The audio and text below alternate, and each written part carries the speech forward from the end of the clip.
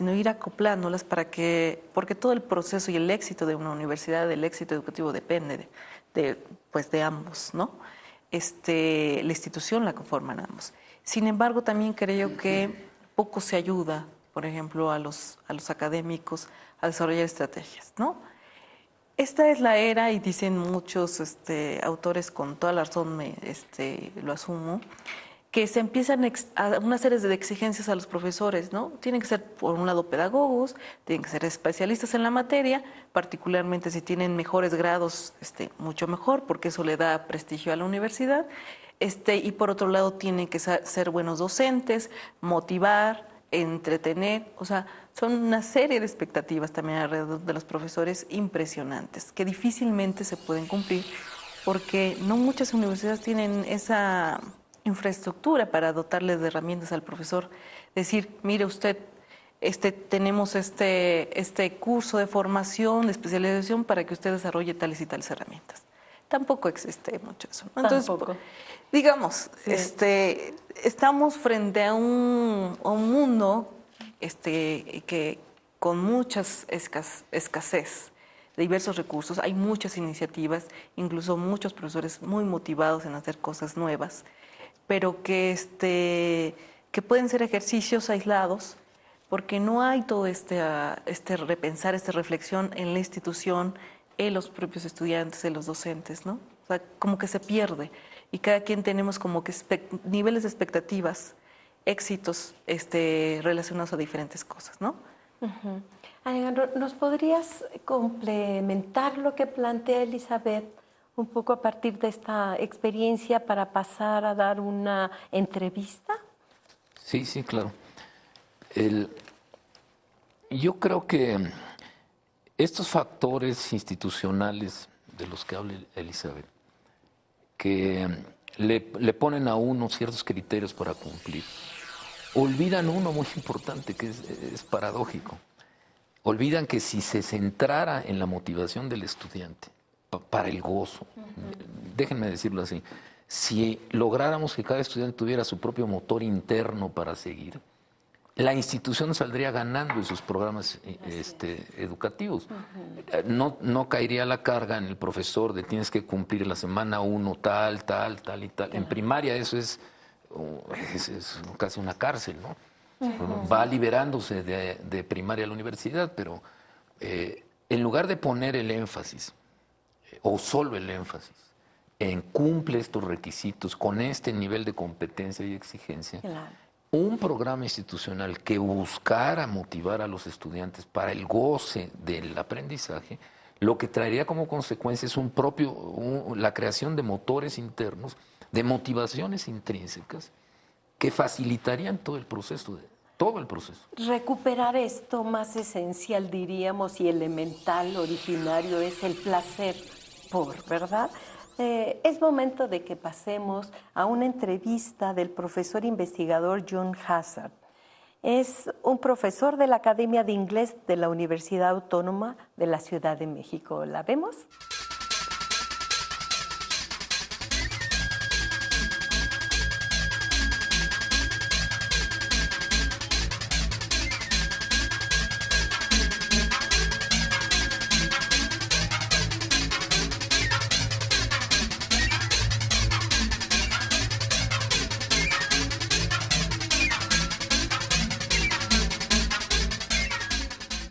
Este libro me gusta porque habla de la motivación extrínseca versus intrínseca. La motivación extrínseca es la que desafortunadamente predomina en muchas escuelas y no la hemos combatido suficientemente en la UACM, aunque tuvimos esa intención desde el inicio.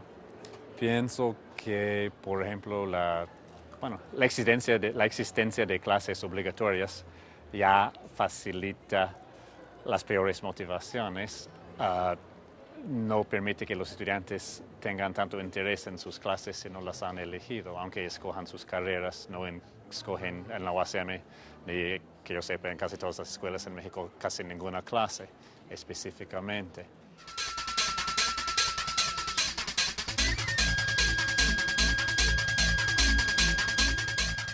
En el caso de inglés hay ciertas desmotivaciones que son el rechazo al imperio, el pensar que las lenguas que no sean lengua materna son difíciles, las dificultades en la lectura, escritura que tienen en lengua materna se transfieren muchas veces a las otras lenguas.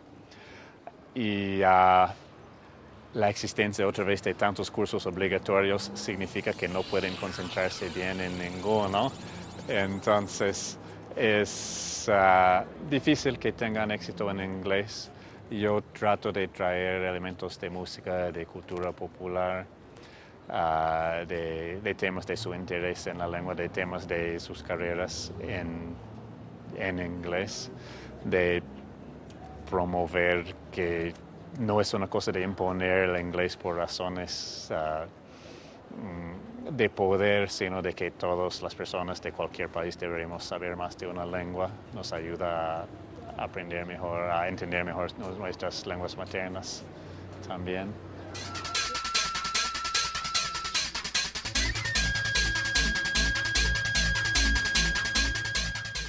De que los estudiantes internalizan un sentido de ser fracasos, de no poder aprender o desempeñarse en ciertos entornos académicos. Y viene de, no, lo voy a parafrasear mejor, viene de, creo que la mayoría de los estudiantes han sido insultados alguna vez por un profesor o por sus padres o por algún otro adulto. Internalizan eso. El profesor puede hacer un comentario como eres un burro y olvidar que lo dijo. El estudiante lo va a recordar probablemente toda la vida y va a recordar exactamente quién lo dijo y va a recordar la ligereza con lo cual se dijo. Y sí, eso promueve un sentido de falta de poder educativo de parte de muchos estudiantes. Y de algunos profesores también que sienten que son capaces solamente para ciertas cosas. Y sí, es muy extendido eso en México.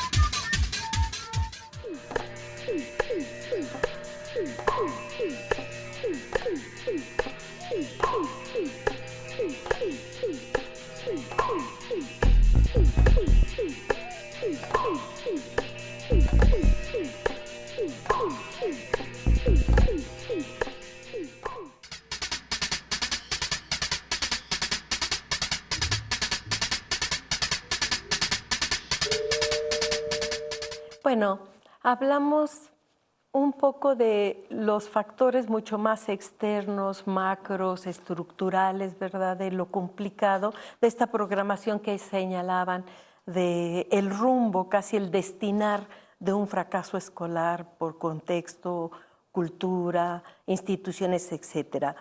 ¿Qué tal si entramos al aula, ¿no? A nuestros espacios universitario, como docentes, profesores? ¿Qué nos pasa, verdad, con nuestros estudiantes cuando los vemos en relación a su aprendizaje? ¿Cómo están? ¿Qué nos pasa a nosotros cuando estamos viendo? ¿Qué pensamos? ¿Qué sentimos? ¿Qué nos genera? ¿Qué hacemos, verdad? ¿Y qué podemos pensar de lo que puede estar ocurriendo en nuestras prácticas, en nuestras experiencias? ¿Qué decir de eso, Alejandro? ¿Qué piensas? Bueno, ¿Qué has hecho? ¿Qué? Quizá lo primero que hay que decir es que hay factores macro, hay factores institucionales y familiares que son adversos para que un estudiante tenga éxito. Pero hay otros que no. Hay otros donde vemos que los estudiantes tienen todas las condiciones, todas, hasta tecnológicas, que llevan allá al salón de clases, ¿no? Socioeconómicas, han alcanzado cierto nivel, en este caso universitario, y sin embargo fracasan. Y ese sector del fracaso, que inmediatamente lo lleva a uno a decir soy yo, o sea, soy yo el profesor el que está generando esto, o qué condiciones están generando que alguien que tiene todas las posibilidades de de tener un éxito no lo tenga, las que nos llevan a poner atención muy específica a la dinámica de clases y, por supuesto, a la condición de los estudiantes, ¿no? Yo creo que es en este tipo de casos donde se nota lo que sería el síndrome del fracaso. Uno le escarba tantito, uno empieza a explorar qué es lo que está pasando con alguien que tiene todas las posibilidades y no puede. Y que se nota, yo diría, uno como profesor lo empieza a notar porque hay un grupo de estudiantes que sí pasan, hay un grupo de estudiantes que reprueban, y dentro de ese grupo de estudiantes de los que reprueban, tienen conciencia porque reprobaron, ubican las causas, las pueden corregir, y hay un sector de estudiantes que ni siquiera las ubican, ¿no? Y es este sector de estudiantes que no las ubican los que suelen, al menos en mi caso, alertarme qué es lo que está pasando.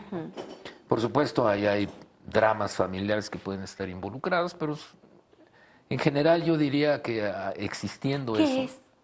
¿Qué es lo que está pasando cuando detectas ahí? Bueno, normalmente inconsciencia del error.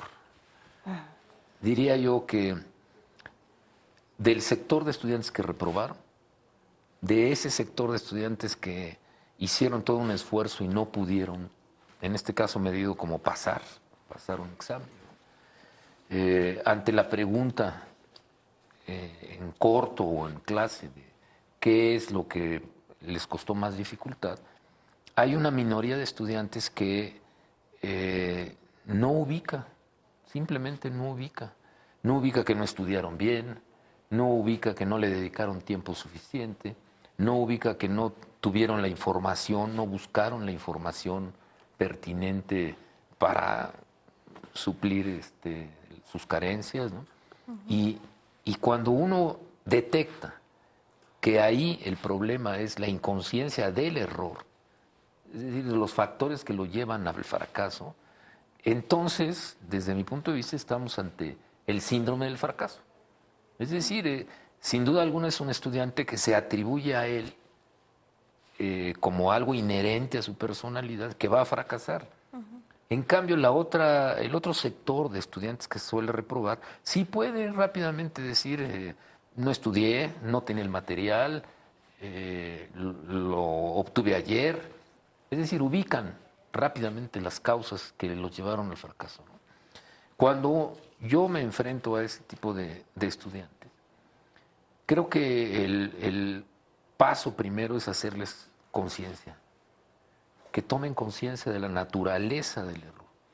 Yo diría que analizar la naturaleza del error es el camino para superar este problema. Es decir, no basta decirle reprobaste, no basta decir compararlo, y por supuesto sería lo peor que uno puede hacer, compararlo con los que tuvieron éxito, ¿no? Claro. Sino es consciente de la naturaleza de los errores que cometió. Es una pregunta a los estudiantes, ¿no? Y tú, Elizabeth, ¿cómo verías en tu experiencia, en tu práctica docente, cómo ha sido tu proceso? Pues mira, yo creo que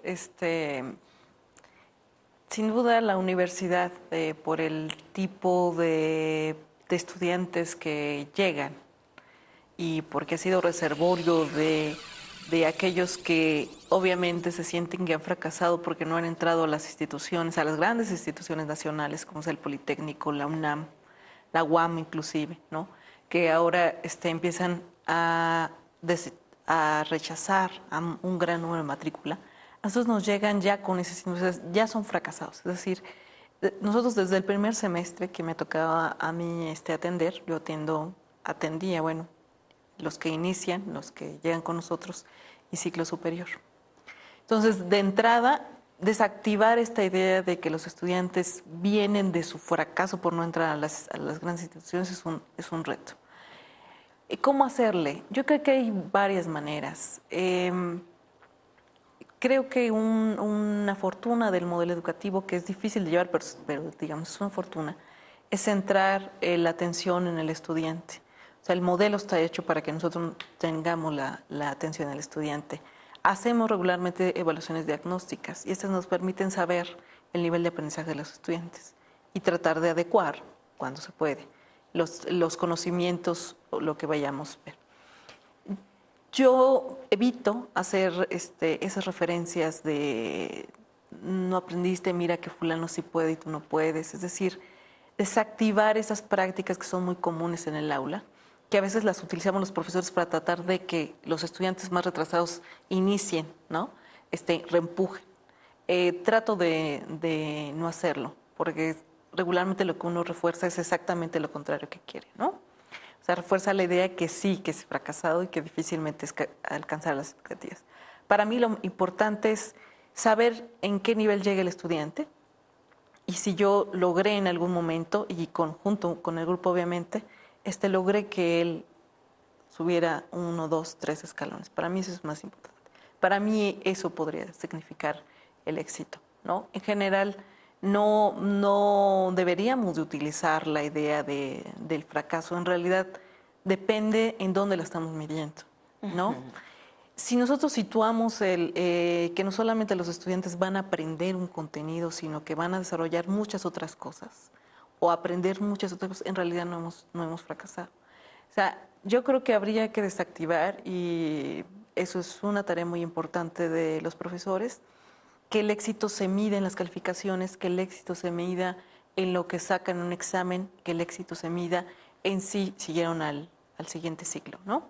Obviamente eso ayuda a las instituciones, pero poco ayuda a desactivar los éxitos con respecto a esas series de recompensas, con respecto a esas ideas de cómo se mide el éxito en la educación, pero en la vida entera, ¿no?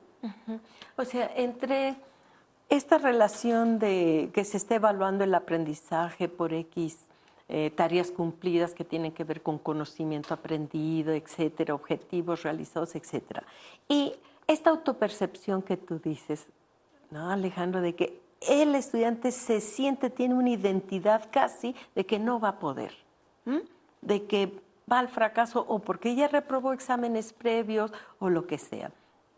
¿Cómo hacer una interrelación entre lo que son estas cuestiones de contenidos, aprendizaje, esto más racional, y eso que va casi al orden de lo subjetivo, la identidad, la autopercepción? ¿Cómo podemos relacionar esto o cómo le hacemos en el aula con nuestros estudiantes, ¿no? Si es una situación de autopercepción, ¿cómo ligo, verdad, que avance el aprendizaje, que cambie autopercepción? Es al revés. ¿Cómo es que está esto relacionado? Bueno, hay una serie de estrategias que se pueden usar, de hecho se usan, para elevar esta visión de sí mismo que tiene el estudiante. Lo primero, yo diría que es el centro de todo esto, es que el objetivo es que el estudiante se autorregule a él y no que esté dependiendo de una regulación externa que es competitiva. Es decir, tengo que ser como el otro. Es una comparación. En realidad, en el fondo, hay una comparación a veces muy desigual, a veces muy utópica, en el sentido de que nada tiene que ver esa comparación con la condición real del individuo, ¿no? Se compara, por ejemplo, si no entré a la Universidad Nacional Autónoma de México, ya soy un fracasado, y se van haciendo jerarquías